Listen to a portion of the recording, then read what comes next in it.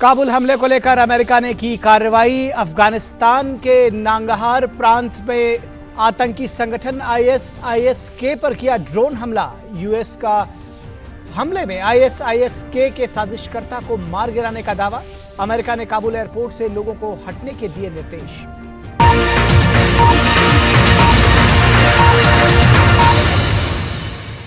Corona से जंग के खिलाफ बड़ी उपलब्धि। देश में पहली बार एक दिन में 1 करोड़ 3 लाख से ज्यादा लोगों का हुआ टीकाकरण। आईसीएमआर ने कहा, कोविड संक्रमित होने के बाद कोवैक्सीन टीके की एक खुराक कारगर। एक खुराक लेने वाले में पर्याप्त मात्रा में बनती है एंटीबॉडी।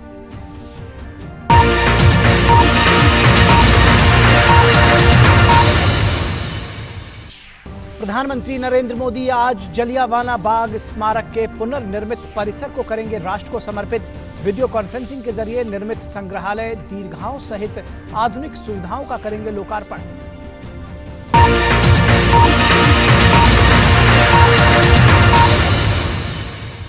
भारतीय तटरक्षक बल के पोत विग्रह को किया गया शामिल। रक्षा मंत्री राजनाथ सिंह ने चेन्नई में पोत विग्रह के कमीशनिंग समारोह में लिया हिस्सा।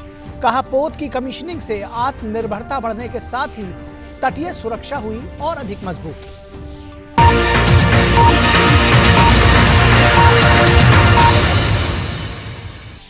केंद्र सरकार के प्रमुख वित्तीय समावेशी कार्यक्रम प्रधानमंत्री जन धन योजना के 7 वर्ष आज हो रहे हैं पूरे। सभी तक बैंकिंग सुविधाओं की पहुंच प्रदान करने के उद्देश्य से 2014 में पीएम मोदी ने इस योजना का किया था शुभारंभ।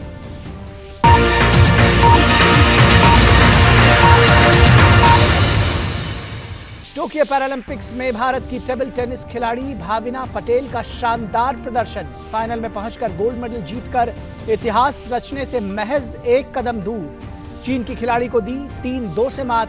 केंद्रीय खेल मंत्री अनुराग सिंह ठाकुर ने भाविना पटेल को फाइनल मुकाबले के लिए दी शुभकामनाएं।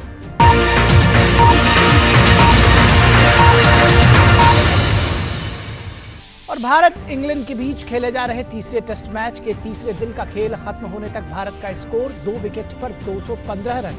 भारत अभी भी इंग्लैंड से 139 रन से है पीछे। पुजारा और विराट के बीच तीसरे विकेट के लिए नाबाद 99 रन की साझेदारी।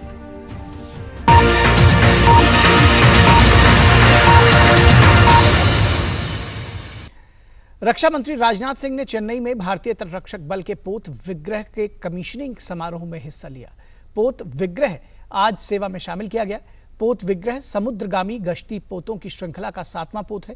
इसका निर्माण Larsen and Toubro ship building company ने किया है। रक्षा मंत्री राजनाथ सिंह ने कहा कि इस पोत की कमीशनिंग हमारी तटीय रक्षा क्षमता में महत्वपूर्ण सुधार के साथ साथ रक्षा क्षेत्र में हमारी लगातार बढ़ती आत्मनिर्भरता को दर्शाता है। ये पोत आधुनिक तकनीक से लैस है जो भविष्य में हमारी जरूरतों को पूरा करेगा।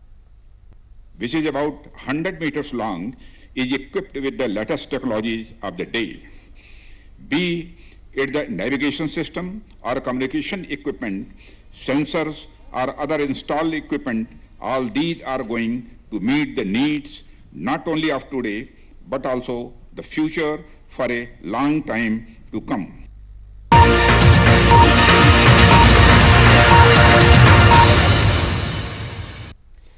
और पंजाब में चल रहे सियासी घमासान के बीच आज कांग्रेस के पंजाब प्रभारी हरीश रावत ने दिल्ली में कांग्रेस नेता राहुल गांधी से मुलाकात की। इससे पहले कल पंजाब कांग्रेस के प्रभारी हरीश रावत ने कांग्रेस अध्यक्ष सोनिया गांधी से मुलाकात की थी।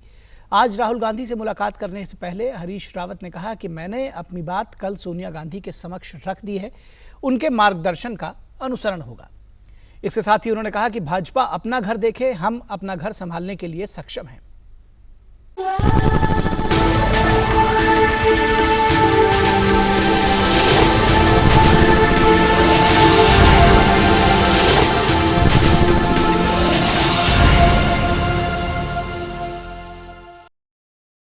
और देश में राष्ट्रव्यापी टीकाकरण अभियान में एक नया कीर्तिमान स्थापित हो गया है। देश में बीते 24 घंटे के दौरान 1 करोड़ 3 लाख से अधिक वैक्सीन की खुराकें दी गईं, जिसमें अब तक 62 करोड़ 29 लाख 89,134 वैक्सीन डोज दी जा चुकी है। और भारतीय चिकित्सा अनुसंधान परिषद यानी आईसीएमआर के एक अध्ययन में पाया गया है कि जो लोग कोविड संक्रमित होने के बाद कोवैक्सीन टीके की एक खुराक लेते हैं तो उनमें पर्याप्त मात्रा में एंटीबॉडी बनती है, जो कोरोना वायरस से बचाव में काफी कारगर है।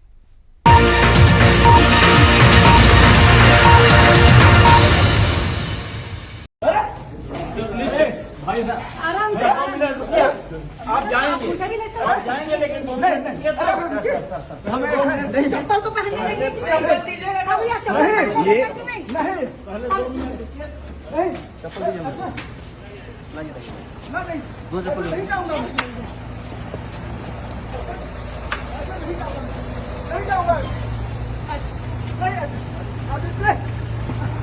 ऐसे नहीं जाऊंगा मैं नहीं जाऊंगा मैं नहीं चाहूंगा। कौन सी बदतमीजी है? ये कोई तरीका नहीं होता है किसी से भी बात करने का। बैठ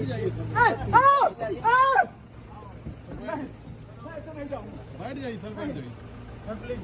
नहीं, मुझे एफआईआर कॉपी दो, मैं से नहीं जाऊंगा। ये इलीगल डिटेंशन है। साइन करवाते हैं कहीं पे, साइन करवाए। ये देखिए, कारण बताइए। ये देखिए, नहीं जाऊंगा मैं नहीं जाऊंगा। मैं नहीं जाऊंगा। अब हो गया, ऐसे नहीं जाऊंगा मैं, ऐसे नहीं जाऊंगा, नहीं जाऊंगा, नहीं जाऊंगा, नहीं नहीं नहीं। आपने एफआईआर की कॉपी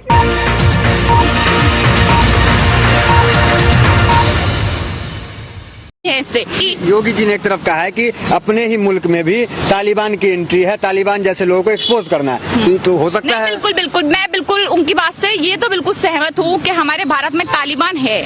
हमारे भारत में तालिबानों की एंट्री हुई थी 2014 में, और वो तालिबान हमारे भारत में इस कदर फैल गया है। आप देखिए, सुरेश के चौहान जो है तलवारें लेकर फोटो खिंचवाते हैं, बंदूकें लेकर फोटो खिंचवाते हैं, और वो हमारे भारत के अगर मीडिया में है, हमारे मीडिया को दिखाते हैं तो हमारे भारत में तालिबान है।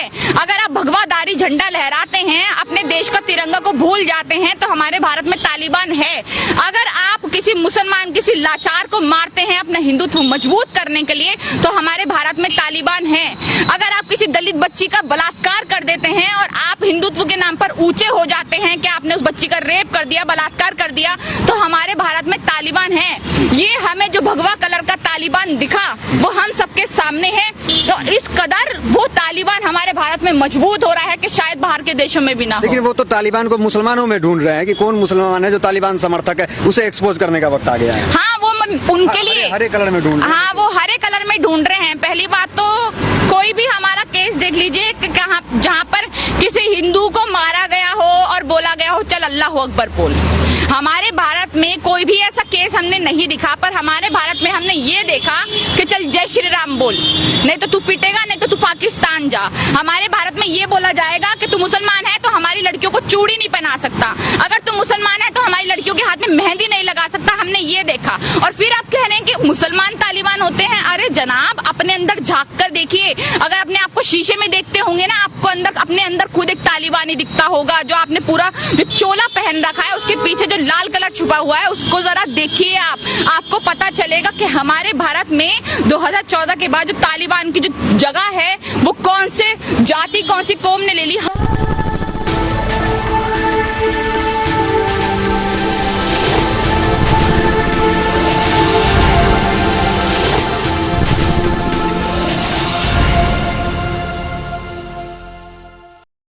और टोक्यो में चल रहे पैरालंपिक खेलों की टेबल टेनिस स्पर्धा में भाविना पटेल ने महिलाओं की क्लास 4 कैटेगरी के फाइनल में जगह बनाकर भारत के लिए रजत पदक पक्का किया है। सेमीफाइनल में भाविना पटेल ने चीन की झांग मियाओ को कड़े मुकाबले में 3-2 से हराकर फाइनल में जगह बनाई। इससे पहले गेम में 7-11 से हारने के बाद भाविना पटेल ने दूसरे गेम में 11-7 से जीत दर्ज कर जीत हासिल की। तीसरे गेम में भाविना ने 11-4 से जीता, लेकिन चौथे गेम में झांग मियाओ ने 9-11 से जीत हासिल कर मुकाबले को 2-2 से बराबरी पर कर दिया। पांचवें और निर्णायक गेम में भाविना ने 11-8 से जीत दर्ज कर भारत के लिए रजत पदक पक्का किया। अब फाइनल में भाविना पटेल का मुकाबला चीन की झाओ यिंग से होगा। डिसाइडर गेम में जीती हूँ और ये फर्स्ट टाइम हिस्ट्री बना है कि किसी इंडियन ने चाइना को बीट किया है। तो ये मेरे लिए एक बहुत बहुत बहुत बहुत बड़ा अचीवमेंट है। हर कोई हमेशा से कहता है कि चाइना को बीट करना इम्पॉसिबल है, लेकिन आज मैंने प्रूव कर दिया कि इम्पॉसिबल कुछ भी नहीं होता है, everything is possible if you want to do.